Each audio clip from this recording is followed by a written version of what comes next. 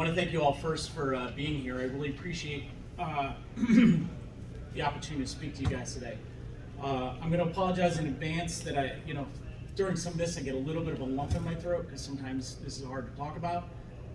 But I want to tell you, just my first symptoms started in May of 21. I had a little bit of a tightness in my right hand and my index finger primarily.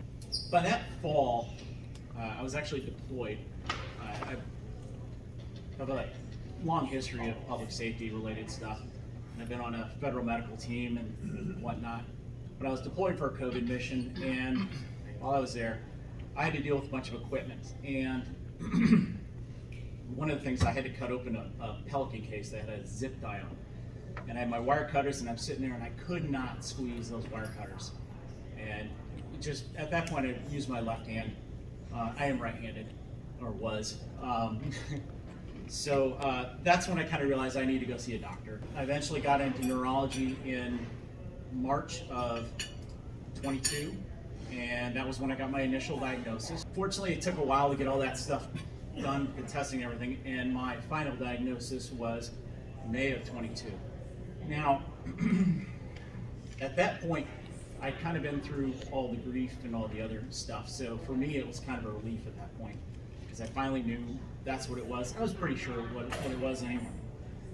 When I was diagnosed, I was 46 years old, and going back to my history or my passion for public service, I kind of decided at that point that I have to do something. I can't just sit back and wait for it. So for me, I made two choices. One, I'm going to participate in as much research as I can. And the other thing was I want to advocate for this disease, because having people lose their voice to this disease, I can still talk. I'm going to talk as long as I can, and I'm going to talk on behalf of this disease and represent ALSA and whoever else who has this disease as best I can. One of the things that you learn, I guess, at your final diagnosis is, or one of the things they ask you is, can we relay your information to ALSA?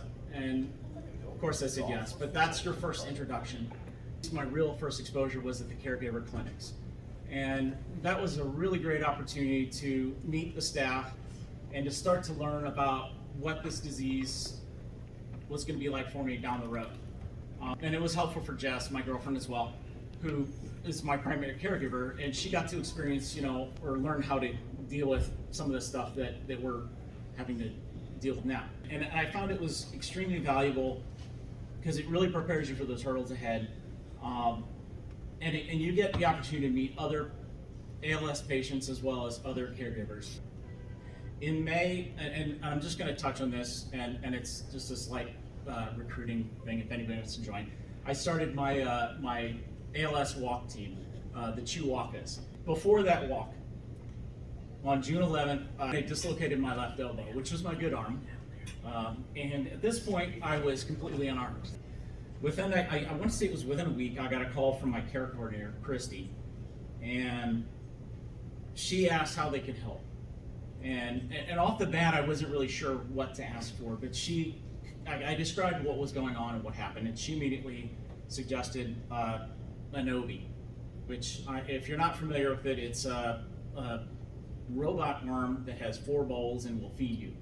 So, of course I said yes, and she delivered it to my house. And it works fairly well. It still is not great if you want to eat a slice of pizza. There's no way to fit it on that spoon, so I think they've got some room for improvement. For the ALS walk, just 2 weeks later, Christy arranged that for me to have a loaner wheelchair, which I planned on walking, and I'm glad I didn't, because at that point I was starting to struggle, and I realized if I'd walked that loop, I probably would have been done for the rest of the day, maybe even through Sunday. That wheelchair made a big difference. So Christy came to pick up that wheelchair. She dropped off a lightweight power wheelchair, another piece of equipment that they have in the equipment closet, which at first I thought, okay, this is nice, but it really made a difference in a couple of things. One, it gave me some freedom. It allowed me to get out of the house, and most importantly, I was able to go on our vacation, which we had already planned. So we went to Cancun, and had it not been for that electric chair, I would have not been able to do that trip. There's a lot of other equipment that they have in that lending closet, and everything from transfer chairs, showering aids, voice recorders, things like that. Stuff that it's a burden for people to buy. And with this disease, as it progresses, it doesn't make sense to buy some of this stuff because you're going to use it, but at some point you may not be able to use it again. So power wheelchair, at some point you're going to upgrade to the big fancy, $40,000 chair. So it's nice to have that equipment closet to help offset some of those costs. But I think a lot of the services and resources that ALSA provides really helps offset some of that. And not everyone out there can afford to shell out $250,000 just to take care of themselves. So I think that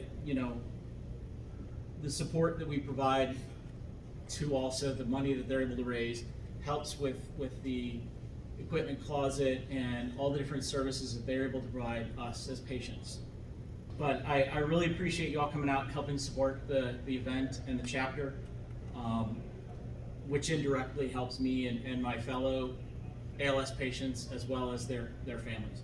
And I want to thank you all for enduring my rambling and whatnot, and I appreciate your generosity towards the cause. Thank you.